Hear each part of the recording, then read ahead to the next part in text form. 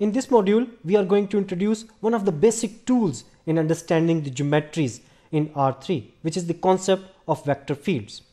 Now, let's see what we have done so far. We have defined what is a tangent vector. So, a tangent vector Vp to R3 consists of 2 points, the vector part and its point of application, and collection of all tangent vectors at a point P in R3 is denoted by Tp of R3. So that's what we have achieved so far. Now we are going to see what is this concept of vector fields. Now let's begin with a very practical problem of gravitational force. So we know that any object is attracted towards the center of this planet Earth, and this force varies as the distance from the center of Earth is changed. So for example, if the distance, for example, is 1 kilometer from the surface of the Earth, then this force would be different. And if it is equal to 1 kilometer and 1 centimeter, okay, so even the tiniest difference in this distance is going to change this force. So that's why we can say that if we represent these forces with vectors, then at each and every point this gravitational force is going to give me a different vector, because if you change your position, then since the force is attracted towards the center, so if you change your position, then this direction would be changed, and if you change your height, then this vector is once again going to be changed, because as you increase the height, the force is going to be smaller, and if you decrease the height, if you are more close to the surface of the Earth, then the force of gravity is going to be higher. So in other words, if you want to precisely define the gravitational force, then we are going to need each and every vector at each and every point around the surface of the Earth. So at each and every point we are going to need a one vector to represent precisely this gravitational force, and that is known as the gravitational force vector field. So in this picture you can see that at each and every point we have this vector, and this is the force, the gravitational force. Its length represents the magnitude, its direction represents the direction, and of course as you move your position around this planet, this force vector will be changed. So how do we precisely write down gravitational force then? So we need a vector at each and every point, and that is the main concept of this vector field. So what is a vector field? A vector field on R3 is a function that assigns to each point of R3 a tangent vector Vp to R3 at point P. So basically, what is the nature of a vector field? It is a function. What is the input of this function? R3, points of R3. And what is the output of this function?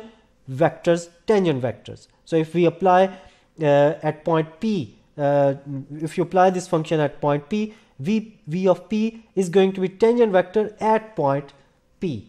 Okay, so of course in this picture you can see that they are vectors, but of course if we sketch all of the vectors in this space, then it will be a solid thing, and you cannot differentiate between any two vectors. So whenever we sketch or whenever we show geometrically a vector field, then we choose some very particular chosen points.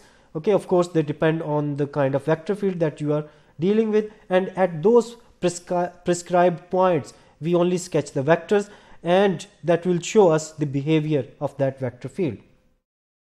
And since these are just functions, the nature of vector field is just a function with the domain R3 and output as tangent vectors, so we can add two functions, as we have seen how to add two functions. So it is just a pointwise addition. So v plus w, two vector fields. So when we add them, it becomes v plus w. And what is the image of this new vector field at point P? So this is the addition of these two vectors, v of P and w of P.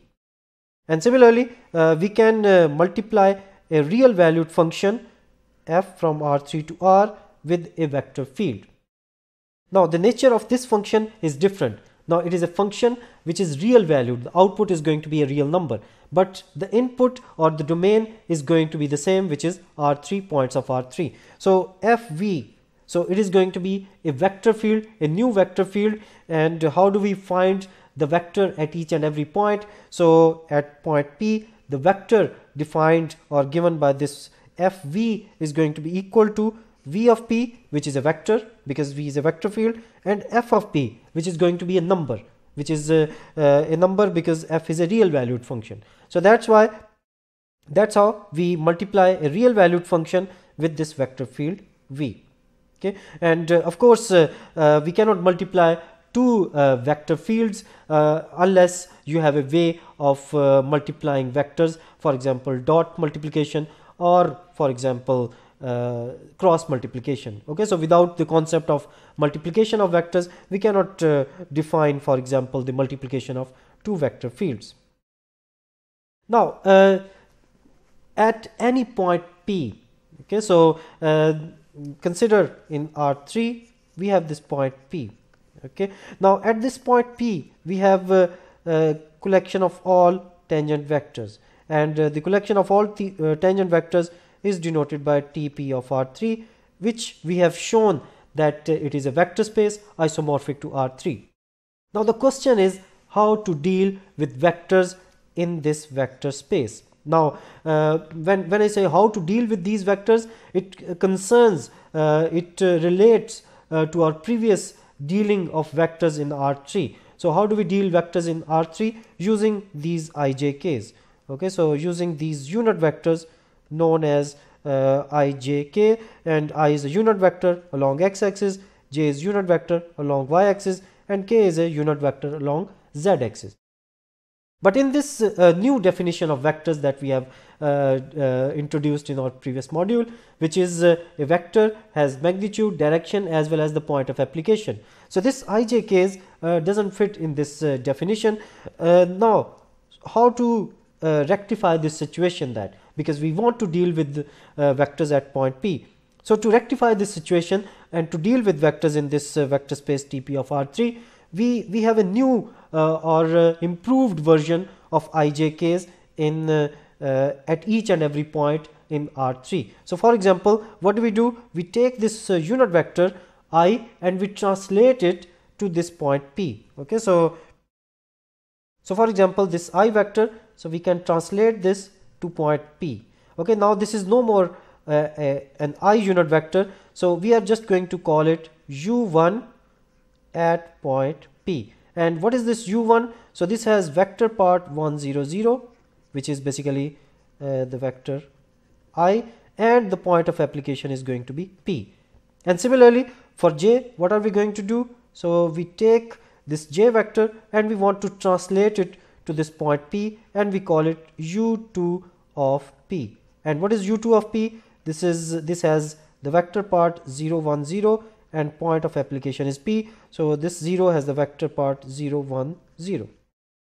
And similarly for Z, we are going to define this new ijk version at point P to be U3 of P, and as you can guess that U3 of P has vector part 0 0 1 and point of application is P. So at each and every point we are going to define U1, U2 and U3.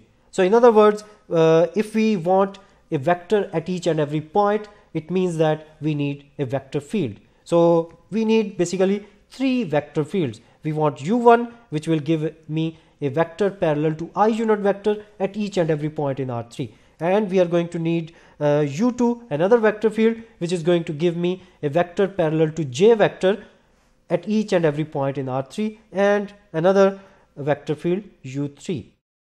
And all these three vector fields collectively are known as natural frame field on R3, and this helps us in investigating vector fields in R3 as well.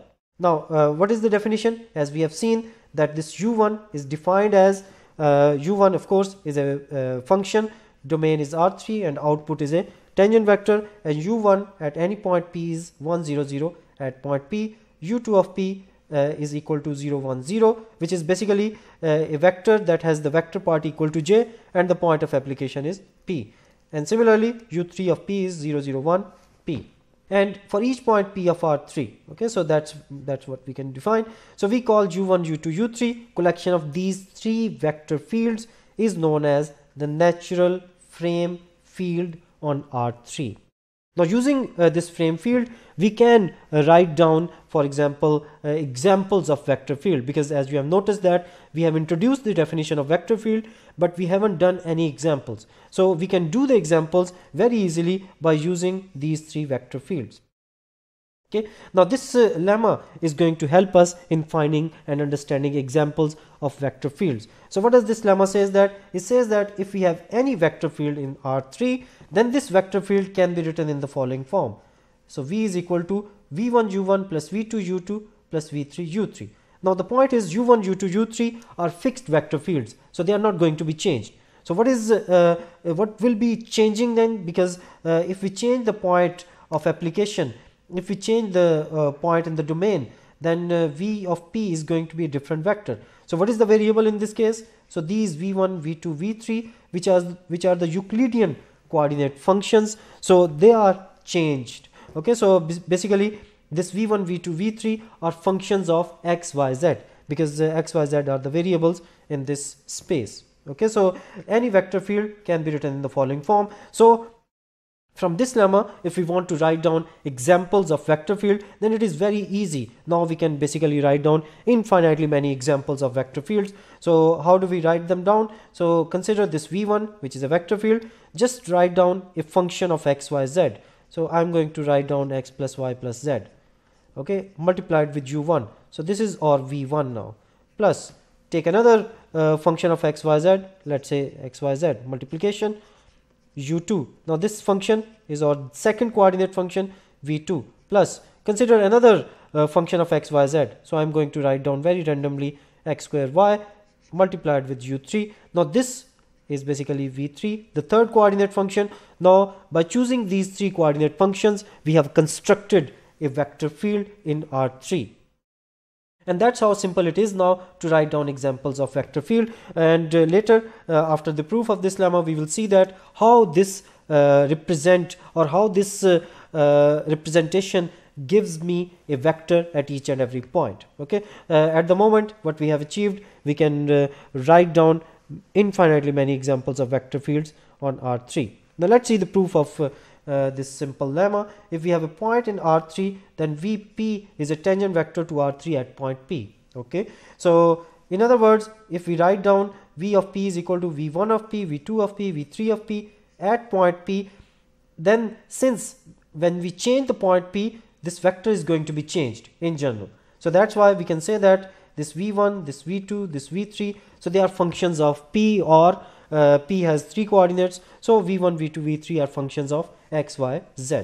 Okay, so by understanding this point, we have almost done the proof. The rest of the thing is just simple calculation. So V of P is equal to this expression. We can write down this expression in the following form.